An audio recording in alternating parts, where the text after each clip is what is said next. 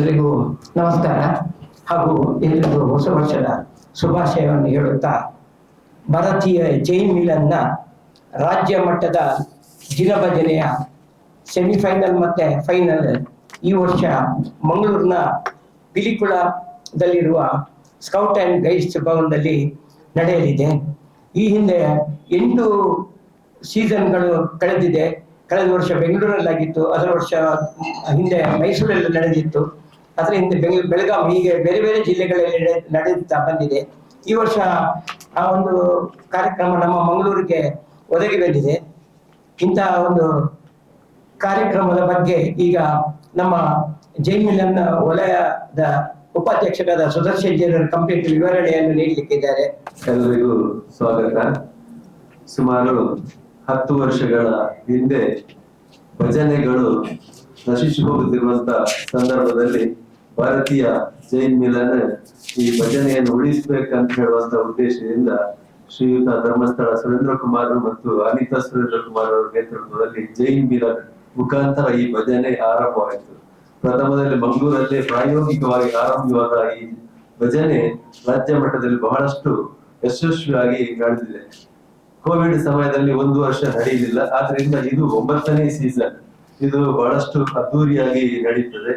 ಈ ಸಲ ಭಾರತೀಯ ಜೈನ್ ಮಿಲನ್ ಮಂಗಳೂರು ಇದರ ಪ್ರಾಯೋಜಕತ್ವವನ್ನು ಪಡೆದುಕೊಂಡಿದೆ. ಇದೇ ಬರುವ 3 ಮತ್ತು ಎಲ್ಲ ಜೈನ ಬಂಧುಗಳನ್ನು ಈ ಕಾರ್ಯಕ್ರಮದಲ್ಲಿ ಭಾಗವಹಿಸುವಂತೆ ತಾವು ಪ್ರೇರೇಪಿಸಬೇಕಂತ ನಾವು ವಿನಂತಿಸ್ತೇವೆ. ಹಾಗೆ 2 ದಿನಗಳಲ್ಲಿ ಆರಂಭದಲ್ಲಿ ಸೆಮಿಫೈನಲ್ ನಡೀತದೆ, 2ನೇ ದಿನ ಫೈನಲ್ ನಡೀತದೆ. ಅನೇಕ ಮುಖ್ಯ ಅತಿಥಿಗಳು ಈ ಕಾರ್ಯಕ್ರಮದಲ್ಲಿ ಭಾಗವಹಿಸ್ತಾರೆ. ಧರ್ಮಸ್ಥಳದ ಧರ್ಮಾಧಿಕಾರಿಗಳಾದ ಡಾಕ್ಟರ್ ವೀರೇಂದ್ರ ಹೆಗಡೆ ಅವರು, ಹಾಗೆ ಸ್ವಾಮೀಜಿ ಅವರು, ಮುಚ್ಚದ ಶ್ರೀಗಳು, ಎಲ್ಲ ಹಿರಿಯರು, ಜೈನ್ ಮಿಲನ್ ಶ್ರವಣ ಬೆಳಗದ ಶ್ರೀಗಳು ಕೂಡ ಈ ಕಾರ್ಯಕ್ರಮದಲ್ಲಿ ಭಾಗವಹಿಸ್ತಾರೆ. ಈ ಕಾರ್ಯಕ್ರಮದ ಬಗ್ಗೆ ವಿವರವಾಗಿ ನಮ್ಮ ವಲಯದ ಉಪಾಧ್ಯಕ್ಷರು ಸುದರ್ಶನ್ ಜೈನರವರು ನಮಗೆ ತಿಳಿಸಲಿದ್ದಾರೆ. ಎಲ್ಲ ಆತ್ಮೀಯ ಪತ್ರಿಕಾ ಹಾಗೂ ಮಾಧ್ಯಮದ ಮಿತ್ರರನ್ನು ಮತ್ತೊಮ್ಮೆ ಸ್ವಾಗತಿಸ್ತಾ, ಈಗಾಗಲೇ ಭಾರತೀಯ ಜೈನ್ ಮಿಲನ್ ತಮ್ಗೆ ಗೊತ್ತಿದ್ದ ಹಾಗೆ ರಾಷ್ಟ್ರೀಯ ಮಾತ್ರವಲ್ಲ, ಅಂತಾರಾಷ್ಟ್ರೀಯ ಮಟ್ಟದ ಜೈನ್ ಸಮಾಜದ ಒಂದು ಸಂಘಟನೆ ಅಂತೇಳಿ ತಪ್ಪಾಗಲಿಕ್ಕಿಲ್ಲ. ಬಹುಶಃ ಇದರಲ್ಲಿ ಕರ್ನಾಟಕ ರಾಜ್ಯದಲ್ಲಿ ಇದ್ರೂ ಕೂಡ ಆ 7 ಡಿವಿಷನ್ಗಳಿವೆ. ಮಂಗಳೂರು ಡಿವಿಷನ್, ಮಂಗಳೂರು ಮತ್ತು ಉಡುಪಿ ಸೇರಿದೆ, ಮಲ್ನಾಡ್ ಡಿವಿಷನ್, ಧಾರವಾಡ, ಮೈಸೂರು, ಬೆಂಗಳೂರು ಹಾಗೂ ಜಮಖಂಡಿ ವಿಭಾಗಗಳಿವೆ. ಎಲ್ಲ ವಿಭಾಗಗಳಲ್ಲಿ ಒಂದು ಜಿನಭಜನೆ ಕಳೆದ ಇದು 9ನೇ ಸೀಸನ್. ಪುಷ್ಪರಾಜರು ಹೇಳಿದಾಗ 8 ಸೀಸನ್ಗಳಲ್ಲಿ ವಿಭಾಗ ಮಟ್ಟದಲ್ಲಿ ಬದಲಾಗ್ತದೆ. ಸುಮಾರು 50, 60, 70 ನಮ್ಮ ಮಂಗಳೂರು ವಿಭಾಗ ಜಿನಭಜನೆ ಈ ಸರ್ತಿ ಬಜಗೋಳಿಯಲ್ಲಿ ಆಗಿತ್ತು. ದಕ್ಷಿಣ ಕನ್ನಡ, ಉಡುಪಿ ಜಿಲ್ಲೆ ಸುಮಾರು 95 ತಂಡಗಳಿತ್ತು. ಇದೇನಂದ್ರೆ ಬಹುಶಃ ತಮ್ಗೆ ಅನುಭವ, ವೇದಿಕೆಯಲ್ಲಿ ಪ್ಲಾಟ್ಫಾರ್ಮ್ ಹಾಕಿ 7 ಜನ ಹಿರಿಯರ ವಿಭಾಗದಲ್ಲಿ, 5 ಜನ ಕಿರಿಯರ ವಿಭಾಗ. ಕಿರಿಯರ ವಿಭಾಗ ಅಂದ್ರೆ 4ರಿಂದ 10ನೇ ತರಗತಿಯವರೆಗಿನ ಮಕ್ಕಳು.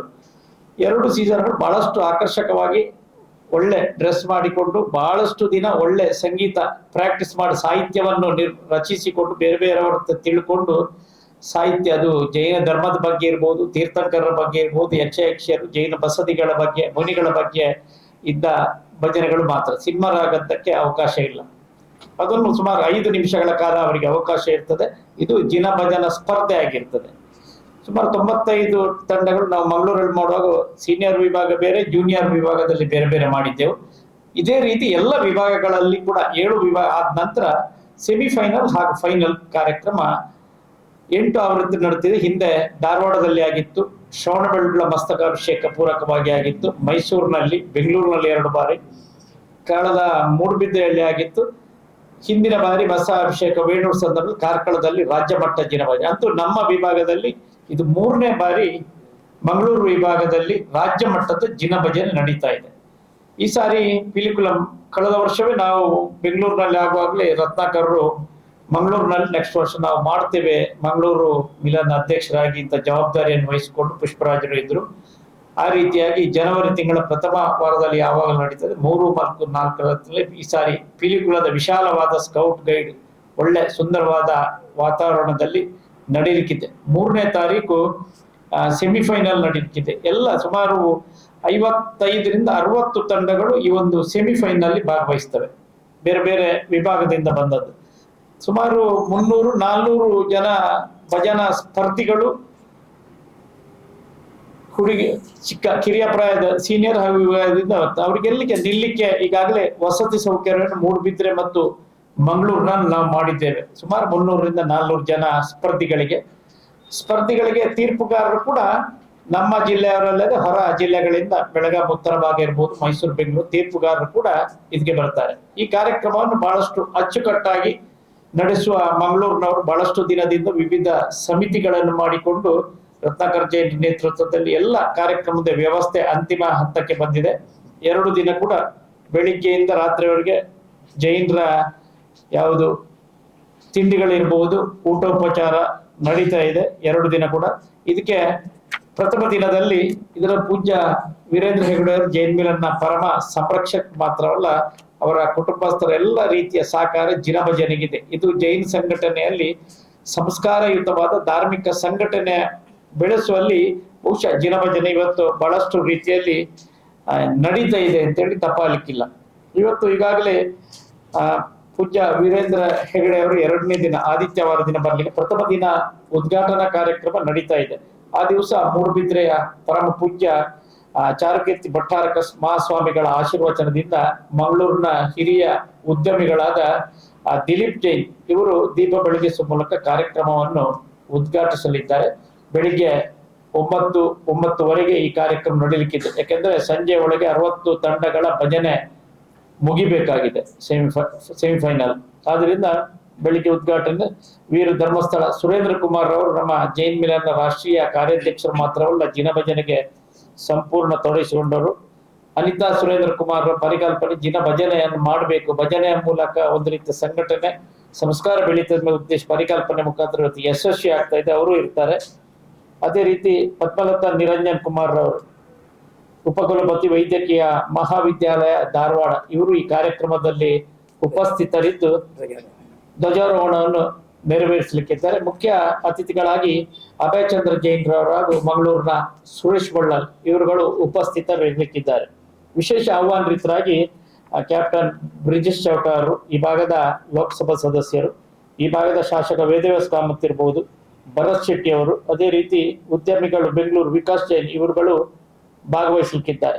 ಸಾಯಂಕಾಲ ಒಂದು ನೀತಾ ರಾಜೇಂದ್ರ ಕುಮಾರ್ ಅವರು ಹಾಗೂ ರಾಜೇಂದ್ರ ಕುಮಾರ್ ಇವರು 5 ಗಂಟೆಗೆ ಸಾಂಸ್ಕೃತಿಕ ಕಾರ್ಯಕ್ರಮ ಬಹಳಷ್ಟು ಒಳ್ಳೆ ರೀತಿಯಲ್ಲಿ ನಡೀತದೆ. ಅದರಲ್ಲಿ ಒಳ್ಳೆ ಕಾನ್ಸೆಪ್ಟ್ ಗುಳ್ಳಕಾಯ ಅಜ್ಜಿ ಅಂತ, ಈ ಬಾಹುಬಲಿ ಸ್ವಾಮಿಗೆ ಮಹಾಮಸ್ತಕಾಭಿಷೇಕ ಪ್ರಥಮ ಚಾಮುಂಡರಾಯ ಮಾಡಿದಾಗ ಏನು ಹಾಲು ಕೆಳಗಿನವರೆಗೆ ಬಂದಿಲ್ವ, ಆ ಸಂದರ್ಭದಲ್ಲಿ ಗುಳ್ಳಕಾಯ ಅಜ್ಜಿಯ ರೂಪದಲ್ಲಿ ಯಕ್ಷಿ ಜೈನ್ ಧರ್ಮ ಕಥೆ ಪ್ರಕಾರ ಒಂದು ಚೆಂಬಲ್ಲಿ ಹಾಲು ಇಟ್ಕೊಂಡು ಬಂದು ಸುರಿದಾಗ ಅದು ಕಾಲ್ನವರೆಗೆ ಹಾಲು ಸುರಿತದೆ. ಅಂದ್ರೆ ಇಲ್ಲಿ ಯಾವುದೇ ಚಾಮುಂಡರಾಯನಿಗೆ ಅಹಂಕಾರ ಇರಬಾರ್ದು, ಎಲ್ಲರೂ ಒಂದೇ ರೀತಿಯ ಕಥೆ ಇದೆ. ಆ ಕಥೆಯ ರೂಪಕವನ್ನು ಇವತ್ತು ವಿಶೇಷವಾಗಿ ನಡೀಲಿಕ್ಕಿದೆ.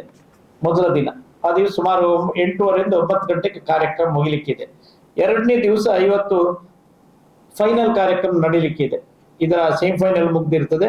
ನೃತ್ಯ ಪ್ರದರ್ಶನಕ್ಕಿಂತ ಅಲ್ಲಿ ಸ್ವಲ್ಪ ರೋಡ್ ಕಡಿಮೆ ಇರೋದು.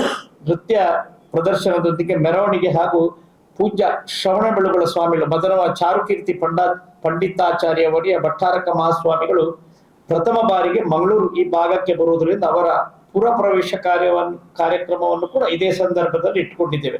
ಪುರ ಪ್ರವೇಶ ಕಾರ್ಯಕ್ರಮದ ಜೊತೆಗೆ ಜೈನ್ ಮಿಲನ್ನ ಈ ಒಂದು ಭಜನಾ ಕಾರ್ಯಕ್ರಮದ 2ನೇ ದಿನದ ಕಾರ್ಯಕ್ರಮಕ್ಕೆ ಉದ್ಘಾಟನಾ ಕಾರ್ಯಕ್ರಮಕ್ಕೆ ಅವರು ಪೂಜ್ಯ ಸ್ವಾಮೀಜಿಯವರು ಶ್ರವಣಬೆಳಗೊಳದ ಸ್ವಾಮೀಜಿಯವರು ಪ್ರಥಮ ಬಾರಿಗೆ ಆಗಮಿಸ್ತಾ ಇದ್ದಾರೆ.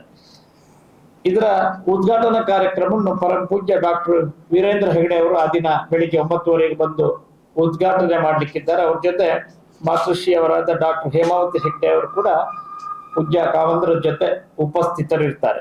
ಅಧ್ಯಕ್ಷತೆಯನ್ನು ಸನ್ಮಾನ್ಯ ನಮ್ಮ ದಕ್ಷಿಣ ಕನ್ನಡ ಜಿಲ್ಲಾ ಕೇಂದ್ರ ಸಹಕಾರಿ ಬ್ಯಾಂಕಿನ ಅಧ್ಯಕ್ಷರಾದ ಎಂ.ಎನ್. ರಾಜೇಂದ್ರ ಕುಮಾರ್ ಅವರು ಕಾರ್ಯಕ್ರಮದ ಅಧ್ಯಕ್ಷತೆಯನ್ನು ವಹಿಸಲಿಕ್ಕಿದ್ದಾರೆ. ಆ ನಂತರ ಸುರೇಂದ್ರ ಕುಮಾರ್ ರಾವ್, ಅನಿತಾ ಸುರೇಂದ್ರ ಕುಮಾರ್ ಅವರ ಉಪಸ್ಥಿತಿ ಇರ್ತದೆ. ಮಂಗಳೂರಿನ ಜೈನ್ ಮಿಲನ್ ಅತಿಥಿಯನ್ನು ವಹಿಸಿಕೊಂಡ ರತ್ನಾಕರ್ ಜೈನ್ ರವರು ಕೂಡ ಉಪಸ್ಥಿತರಿದ್ದಾರೆ.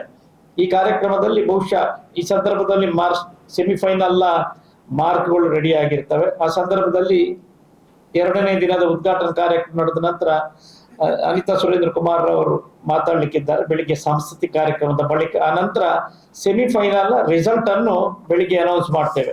ಸುಮಾರು 25-30 ತಂಡ, ಅರ್ಧ 50% ತಂಡಗಳು ಫೈನಲ್ ತಂಡದಲ್ಲಿ ಭಾಗವಹಿಸಲಿಕ್ಕಿವೆ ಆ ದಿನ. ಮತ್ತೆ ಸುಮಾರು 11 ಗಂಟೆಗೆ ಕಾರ್ಯಕ್ರಮ ಪ್ರಾರಂಭ ಆದ್ರೆ ಸುಮಾರು 4 ಗಂಟೆವರೆಗೆ ಕಾರ್ಯಕ್ರಮ ನಡೀಲಿಕ್ಕಿದೆ.